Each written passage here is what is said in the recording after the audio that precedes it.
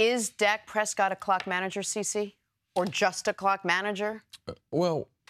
First of all, let's go to what a clock manager is, because I think I made 8 different Pro Bowls with 5 different quarterbacks, and a couple of those were clock managers or game managers. There's a couple of different ways you can call them.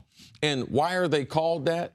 Is because the team is not depending on their overall arm to be able to get them big plays. Either they're going to schematically have a scheme, a perfect play against the right defense, or they're going to run the ball in obvious passing situations, so they punt. They consider punting winning, and they have an outstanding defense. So they're just trying to manage the clock because they're going to get turnovers from their defense, and their coach has them kind of on a pitch count where we talk about Ben McAdoo. He has the big play sheet and everything. A game manager, that play sheet, it might be big, but he's only calling a certain portion of those plays. And Dak is everything but that. You know, so much respect to DeAngelo. I know he's retired. He's probably trying to cut his teeth in this business, but I've been doing this long enough to know. He just retired. He doesn't know that much about the rest of the NFL because as a player, you're so focused on that week and who you're playing, and definitely an offensive player. Unless it's your position, it's really hard for him to have some expertise on another position. A guy who's only played 1 year, and he hadn't been down by that but a couple times. And the one time in the playoff game against Green Bay, that was the situation. He was down. And what did he do? He brought him back. He brought the team back. He outdueled Aaron Rodgers. I like DeAngelo Williams a lot. And you mentioned, and it's a good point, that you're not really studying. If you're an offensive player, the only other offensive players you're studying are your contemporaries, the guys you're competing with for stats or Pro Bowls. So he's probably not studying it that much. But the second most watched sporting event in America last year was the Packers-Cowboys playoff game. So the Super Bowl won that game too. And what happened? We heard DeAngelo say he's not the type of guy where if you're down 14 points, he can bring you back. Okay, but evidently he is the type of guy where if you're down 15 points, he can bring you back because they were down 28-13 in that game. Yes. It was then 31-31 with 3 seconds remaining, and it took an amazing Mason Crosby field goal to keep that game out of overtime. Dak, in that game, outdueled Aaron Rodgers. Aaron was very good. Dak was outstanding. This is a weird thing we do, and we did it to Russell Wilson as well. And others. Which is, Russell's the one that comes to mind first to me, because for Russell, it was the defense. Yes. For Dak, it's the offensive line. We do a weird thing when guys don't have to carry teams. We assume they couldn't carry teams. Yeah. We never do that on the opposite. When the Andrew Luck, Russell Wilson thing was a real debate, right? People would say, well, we don't know if Russell could do what Andrew Luck does. But no one asks the other side. Could Luck do what Russell is asked to do? Absolutely. Could the quarterbacks that are asked, hey, you got to go throw for 300 yards, make big plays, if they were on a better team, could they scale it back to not make the mistakes? Dak's job last year was not to throw for 350 yards, but it absolutely was, do not kill us with turnovers. And for some reason, we act like that part's an easy skill.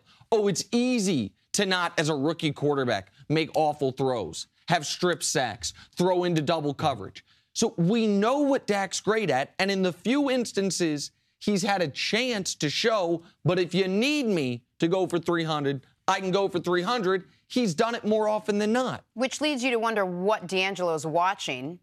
It's the narrative. Him to say, right, it's the narrative. It's exactly that. It's if he doesn't do it, can he not do it? But my question to you is, when quarterbacks come into the league, are they all assumed to be, game managers, clock managers, and then they work their way out of it? Or are there guys that come in that you say, that's a guy that's just going to really manage this team, and that kid over there, that kid's going to be able to throw 300, 350, 400 yards? No, great question. A lot of it's based on what their arm talent is. That means how hard they can throw the football, all right, how quick their release is, and how often can they vary the speeds and the direction of the football. Because throwing the ball hard that's a skill that they want. But if all you have is a fastball, Jamarcus Russell and others who have a big arm, but they don't have the other skills that come with arm talent. So typically, if their arm is not a strong arm, they are put in a category of they're going to have to manage the game. Because in the NFL, if you can't, because the hash marks are in the middle of the field, if you can't throw the ball, it's a deep out almost every time. It's not like college, where you only have it half the time, it's moved all the way over to the sideline, and they don't throw the ball to the field as much. So if your arm is weak, you can be put in that category as a manager. But the big-time talented guys, and depending on who their surroundings are and the philosophy of the coach. But at some point, narrative has to start to align with the data, or we've got to change the narrative. To me, the most telling stat, unless you're out there throwing a ton of interceptions, the most telling stat for quarterbacks is yards per attempt.